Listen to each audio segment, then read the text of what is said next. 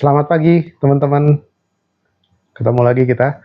Sekarang kita bahas ini ya, fenomena orang baru yang biasanya baru kenal LinkedIn Kung, merasa tertarik kemudian datang ke Sasana untuk latihan pertama kali dan ternyata pingsan, keliengan. Oke, kita bahas ya. Tapi sebelum dibahas, seperti biasa, kalau yang belum follow, di-follow dulu ya. Yang belum subscribe, di-subscribe dulu. Biar teman-teman bisa mendapatkan informasi yang paling update tentang LinkedIn Kung. Oke, baik teman-teman. Jadi kita sering sekali promosi LinkedIn Kung, kemudian ada orang menyatakan tertarik dan lalu berniat bergabung.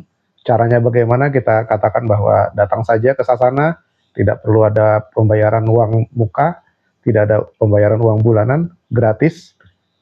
Kalau memang berkenan bisa memasukkan uang mungkin seikhlasnya saja di kain celengan, dan itu tergantung Sasana juga. Banyak yang Sasana yang nggak pakai kain celengan juga ya teman-teman ya. Dan kemudian diminta mengenakan pakaian olahraga, tidak diminta beli seragam dulu kalau di awal-awal, ikut latihan.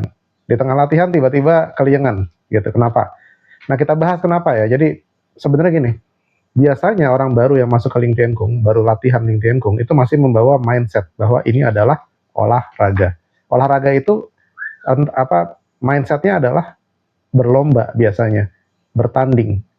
Ya kan, sehingga ketika dia sedang melakukan gerakan, dilihat kanan dan kirinya kuat, apalagi kanan kirinya itu terlihat lebih tua, gitu ya. Dia merasa muda, merasa rajin lari, rajin nge-gym, olahraga gitu ya.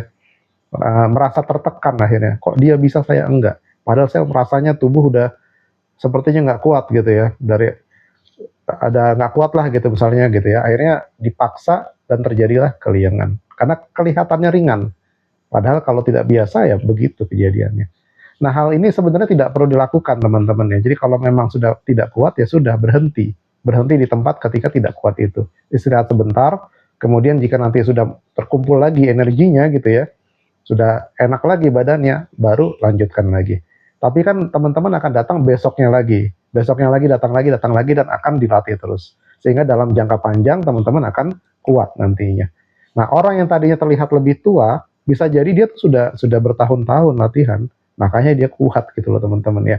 Nah, sekarang hal ini, mindset seperti ini tuh sebenarnya bisa dikoreksi. Kalau apa? Kalau sebelum latihan, buat orang yang baru datang, diberikan edukasi singkat.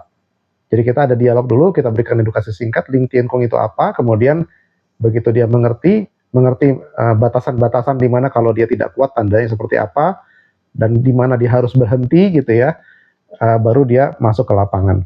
Nah, cuman nih sayangnya lagi ya, kebanyakan orang baru biasanya datangnya tuh mepet karena dia mungkin malu gitu ya, mungkin belum banyak kenal, sehingga datang ke Sasana itu justru dipepetin waktunya, dipas-pasin dengan waktu mulai. Bahkan beberapa saya perhatikan justru terlambat datangnya.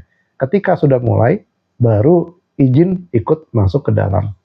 Nah, di situ kan kehilangan momen edukasi singkat yang justru dibutuhkan sebelum orang baru ini mulai berlatih.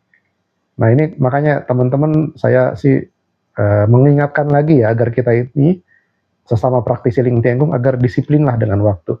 Datang itu kalau bisa 15 menit sebelum latihan dimulai. Ya, pertama kita mempersiapkan dulu tubuh kita sebelum mulai berlatih. Jadi nggak cuma sekedar tepat waktu, tapi ada persiapan-persiapan yang dibutuhkan gitu ya teman-teman ya. Baik teman-teman, kita semangat, kemudian kita latihan dan sehat.